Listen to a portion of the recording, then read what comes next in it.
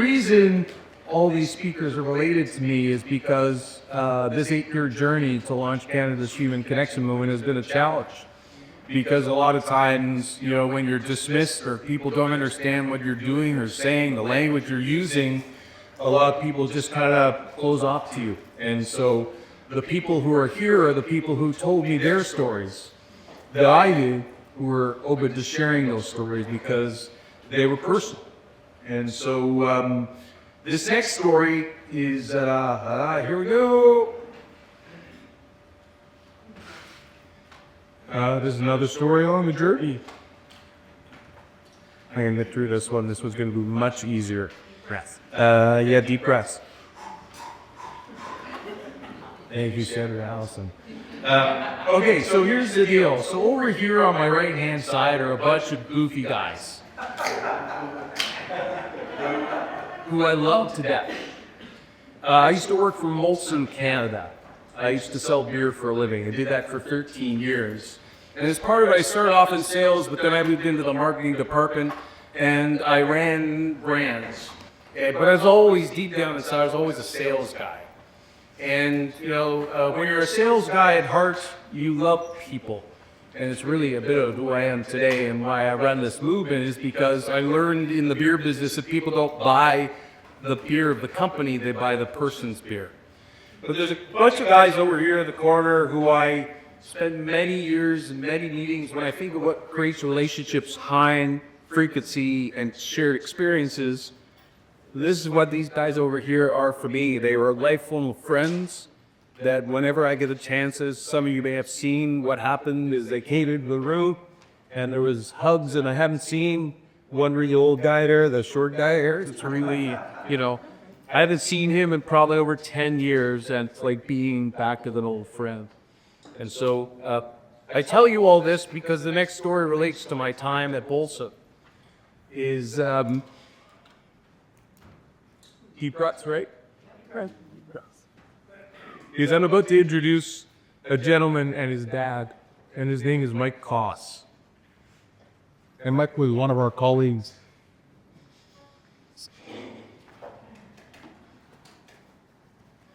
Yes. Mike was a colleague of Molson. And Mike, 17, is it 18 now? Is it 18 years now? 18 years ago, Mike had a car accident when he was working for Molson, coming down the Coca-Cola Highway. I say it like I know where it is. I don't know where it is. Somewhere on the way to Kelowna, I think, or a big Whistler, somewhere out there. Anyway, Mike is about to come up here and tell us about a journey that Mike's been on after experiencing a traumatic brain injury. And I want to highlight that how incredible it is. Sorry, Mike. How incredible it is. He's here with his dad, so we talk about power of family. He was nothing more. Mike's dad, Bob, is just one of the most inspiring human beings on the planet. But kudos to every guy around that table who also recognizes the power of being there for people long after we go through challenges, during the challenge and beyond the challenge. And so I'd love to invite my friend, my former colleague, and somebody I have the gravest respect for, along with his dad. Ladies and gentlemen, welcome Mike Coss and his dad, Bob. Colleagues.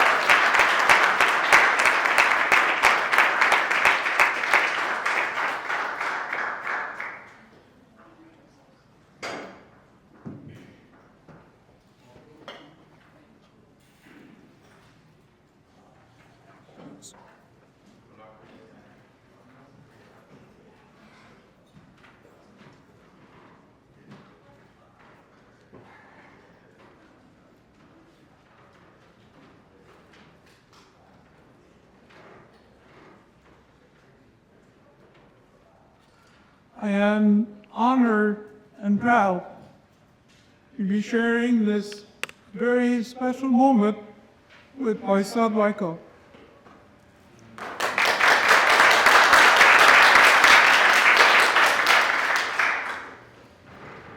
I first began to understand the power of human connection at the age of 35 when I was living in our hometown in Quebec City. Every Sunday morning around 9 o'clock, I ran on a beautiful 1-mile track on the plains of Abraham. This one Sunday, as I was walking, cooling off after my run, I noticed a lady sitting on a bench a few yards away. As I got closer, I recognized her to be one of my aunts on my mother's side of the family. My wife and I would visit her once or twice a year. I sat down beside her and gave her a big hug. And then she looked at me with tears in her eyes. And she asked me a question that really struck me and which will remain an inspiration for the rest of my life. And she said, "Bob, what do you think is the greatest pain of mankind?" I was really stunned by this question, and I wasn't sure how to respond. But eventually I said, losing a child, or one of your children disappearing and not knowing where they are. But she said, no. The greatest pain of mankind, Bob, is loneliness. And so she put her head on my shoulder and started to cry. And I wasn't too sure how to comfort her. So I just sat beside her for about an hour or so. When I got home that day, and when I shared this experience with my wife Susie, on that day, we made the decision to visit my aunt not only once or twice a year, but on every single Sunday for the next 20 years until she passed away. We said we wanted to connect with my aunt every single week. Meeting my aunt that day on the plains of Abraham was a real eye-opener. It was some sort of a wake-up call. Shortly afterwards, my father-in-law, who also lived in Quebec City, was quite ill, and he was moved into a long-term care home. And my wife Susie and I decided to visit my father-in-law every Sunday as well, after visiting my aunt. When he was moved into a group home, his room happened to be on the 4th floor of the building. During our first visit, as the elevator doors opened on the 4th floor, we noticed about 15 or 20 residents sitting in their wheelchair or on a bench against the wall, facing the elevator. Most of them had their head down, and they looked so sad. It was really heartbreaking to see them. Shortly after our visit, most of those residents went to Mass in a small chapel on the 1st floor of the building. So my wife and I volunteered to help be caregivers and wheel down many of those residents to church. And on the way down, we would talk about anything. The weather, politics. We talked about anything that came to mind, simply to create that connection with them.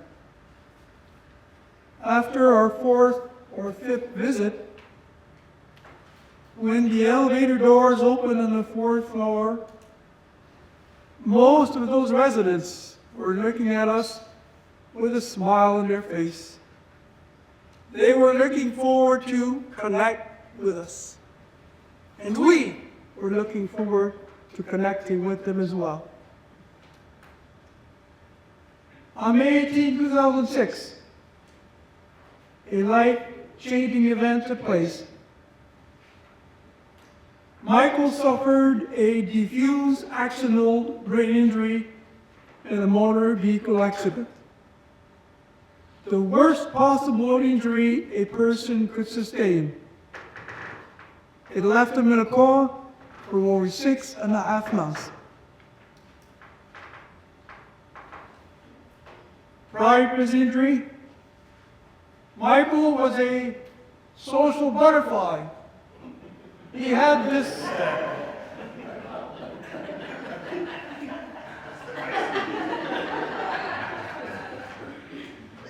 this incredible talent of connecting with people.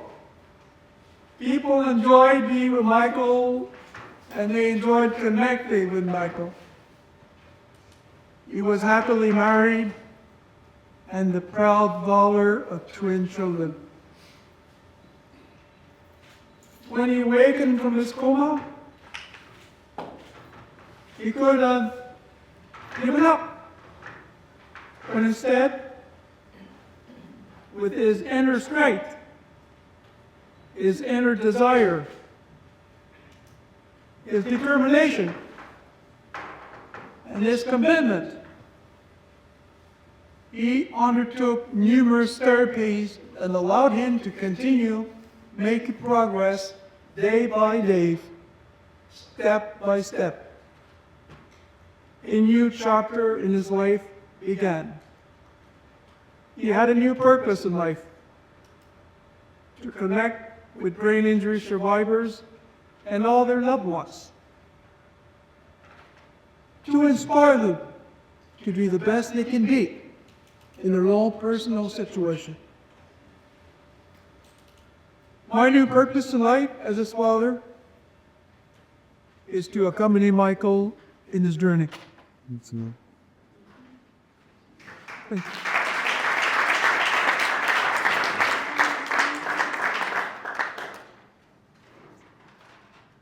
Thank you, Dad.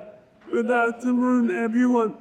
It is a real pleasure to be amongst all of you here today to connect with each other and to share my story with you. The first 4 things that I did after my accident, when I woke up with my call to reconnect with again. Number one, I decided to write a book.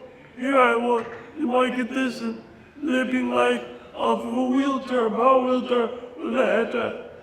I enrolled in the weekly course offered by unwavering, how to write a book in 90 days. I went once a week in my power wheelchair with my laptop, typing one letter at a time. I went with other non-affected individuals, able-bodied individuals. On May 18, 2011, after the 5-year accident of my knee, my book was published and was donated to the public to connect with each other, to especially brain injury survivors like myself. And now, excellent reviews later, my book can still be found on Amazon.com.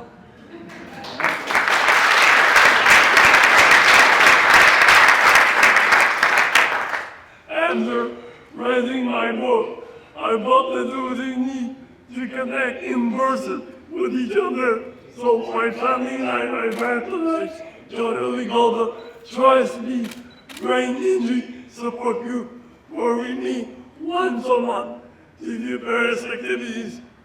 We go bowling, we hold birthday parties, we go to movies. This whole group gets together to share together, to laugh together, and some men even cry together. So this is a second group I joined. So the first group that I joined,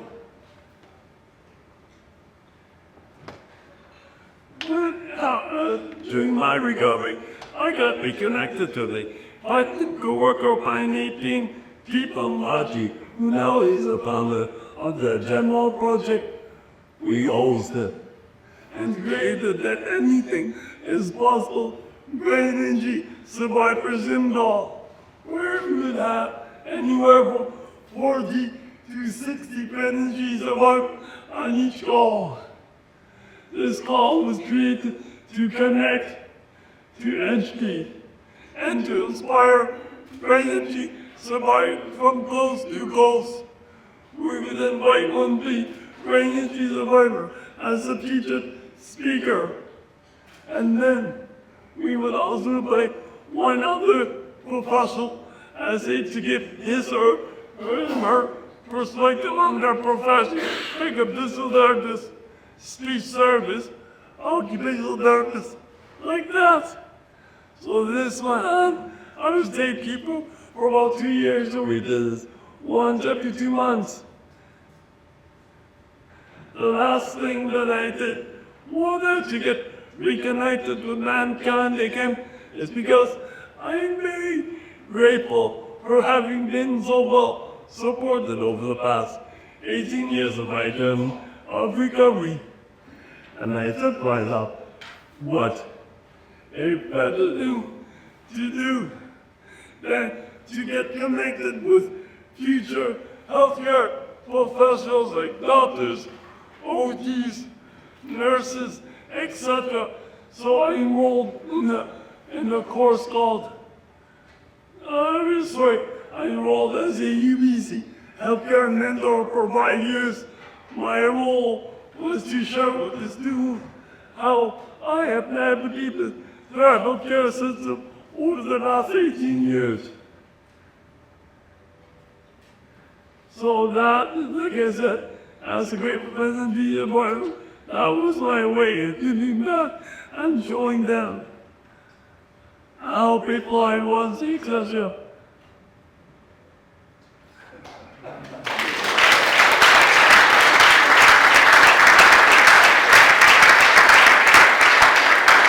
Mike, we'd like to welcome questions. As you all know, I'm very quiet and very shy.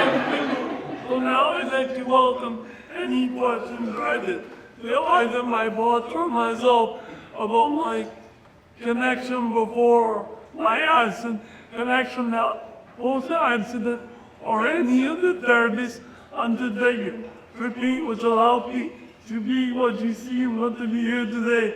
So don't be shy, fire away. All right. Hi there, Fab. Thank you for being here, both of you, and for sharing your story. The question I have is, what, in your experience since the accident, was really encouraging and really supportive for you in your recovery?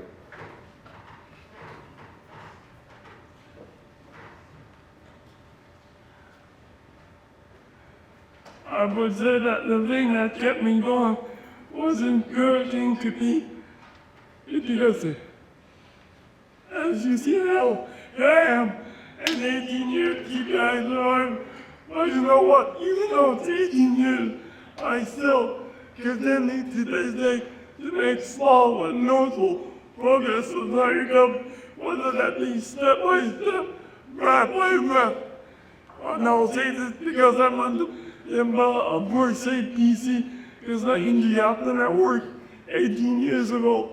I get supported with physical therapy, housing support, kinesiologist, the list goes on and on. So I'm grateful to have been supported by work safe PC during the whole course of my recovery to date. So does that answer your question? Yes, thank you. Castle. I have a question. Sure. How did you explain how you've been able to maintain such a positive attitude all the time?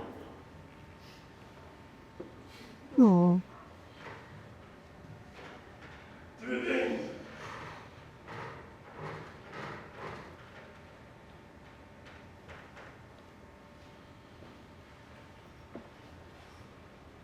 when I think back to my former younger years. Then it was a combination of me playing those various sports, ice hockey, baseball, soccer. So the things that I did in my younger teenage years, I carried coordinator in that with myself, sales career, Robin, the Guhet, Awesome Canada, James at the meets. So I'd say companies that are most in my young years, sports, walking to win, or one better, I club, and later that in my sales career in those 3 jobs. So those are the able to do anything the younger years, and later that, would you allow me to compare with them living with you today? I'll say this as well.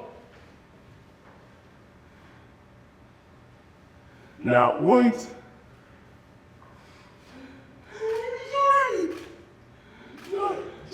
not once have I been through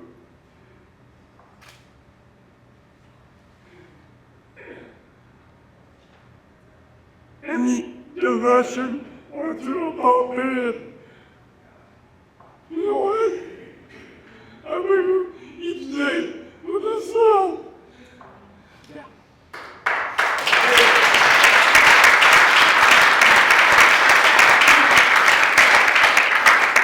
Michael is an inspiration to me every single day.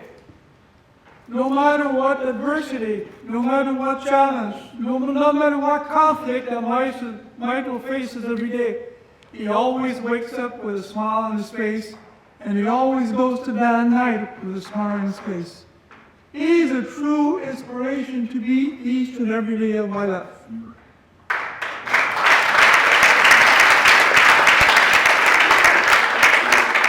Pastor Ford asked you earlier about your motivation, and I think for me, every time I talk to you, talk about your twins, and would mind you sharing that with the audience about the motivation that your 2 twins, how walk this or that, what role they play. My twin children were just 6 months old when I had the accident. Now they're 18 now to this day. I live in Acre Bowling Lane, supported by Works ABC. So I go visit them every 2 or 3 weeks for dinner. My son,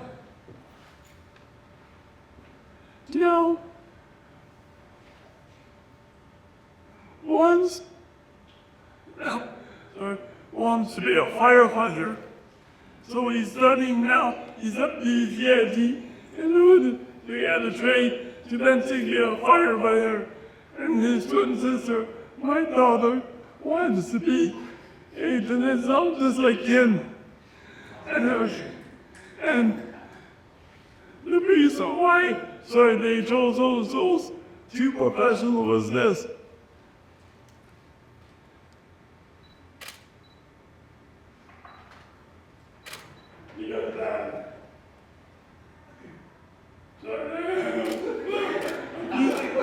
My kids said, did that. They're 2 of the professionals, not to help you.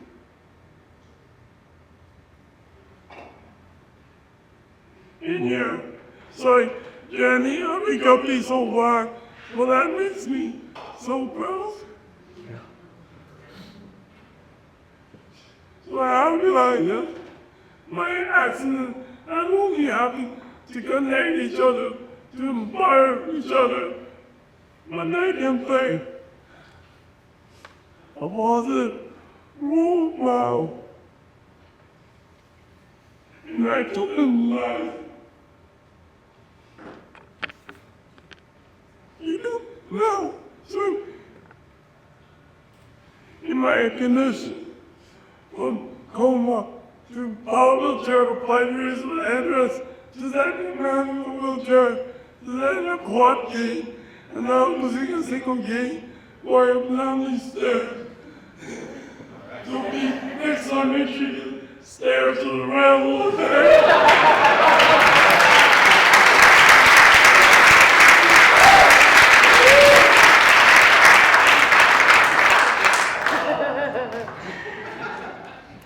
Is there any more questions?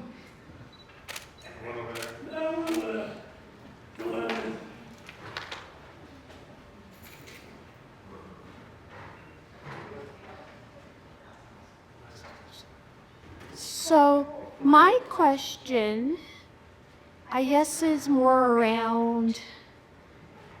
So, my mother has been in the hospital since the second week in August. She almost died. She was septic shock and intubated and ventilator. She's still in the hospital right now.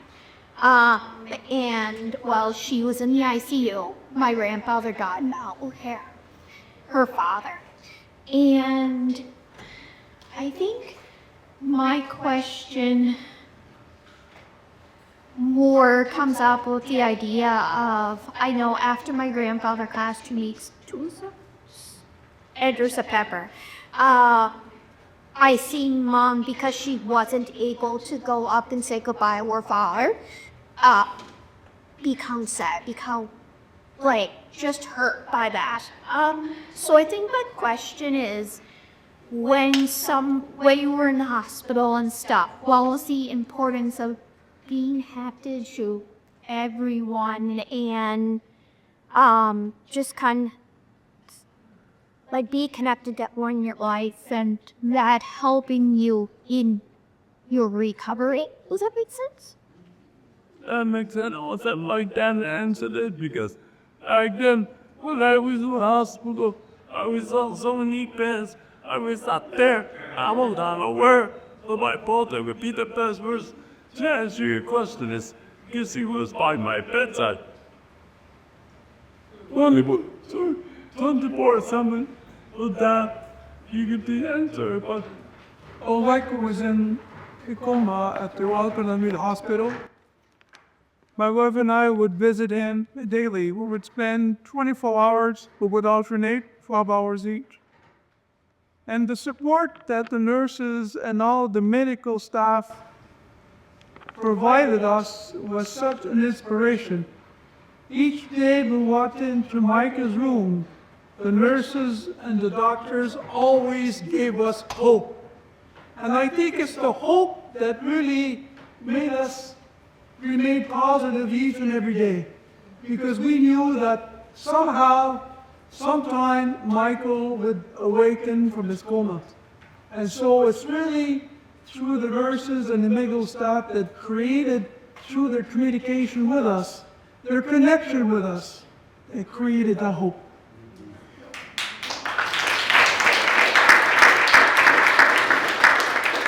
Hey, boss, can I just build on that? Because it's a great question, Paige. And I just think, here we are 18 years later, and you've got a bunch of guys here who showed up over and over and over again. Mike, what does it mean?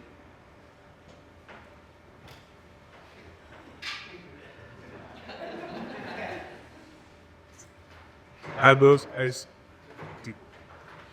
and you.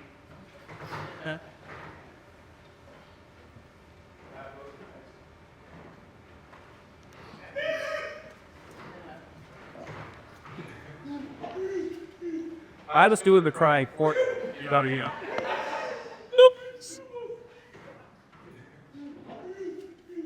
I just do the crying for you.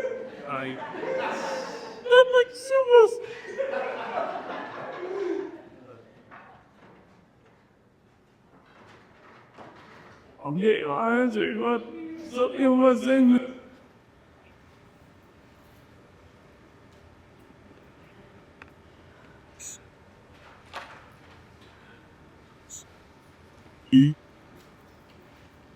That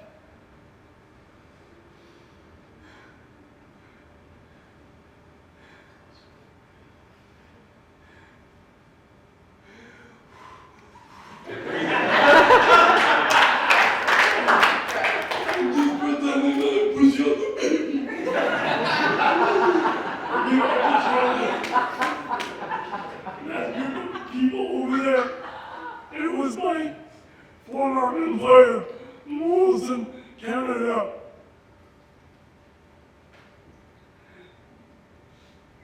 That went too fast for me when I was in a coma. I'd like to elaborate on that, if you don't mind. When Michael was in a coma at the Royal Columbian Hospital, Doctors said nothing could be done. They recommended that Michael be moved into a long-term care home. By coincidence, we heard about hyperbaric oxygen therapy. So I made research about the benefits of hyperbaric therapy for brain injury survivors. The more research I did, the more I was convinced that this was a therapy that Michael should undertake. So we had to sign release papers with the Royal Columbian Hospital whereby we as parents were taking full responsibility in undertaking hyperbaric oxygen therapy. I called every single hospital in Canada that had a hyperbaric chamber explaining Michael's condition. None of them accepted to take Michael in the condition he was in. I called every single private clinic across Canada who had a chamber. None of them accepted to take Michael in the condition he was in, except one. It happened to be a clinic in Richmond. When Ronnie Patterson and his team heard that we wanted to undertake hyperbaric oxygen, Ronnie knew the cost involved. Only for 1 hour is $260. And Michael underwent over 300 sessions of hyperbaric during 2.5 years. So Ronnie initiated a fundraising event in his pocket. And he got all of the Molson people involved, all of his co-workers, to support Michael. And in one night, the fundraising event that Ronnie put together raised $25,000. And this is how we got Michael to begin hyperbaric oxygen therapy. And this is the therapy that allowed Michael to come out of coma.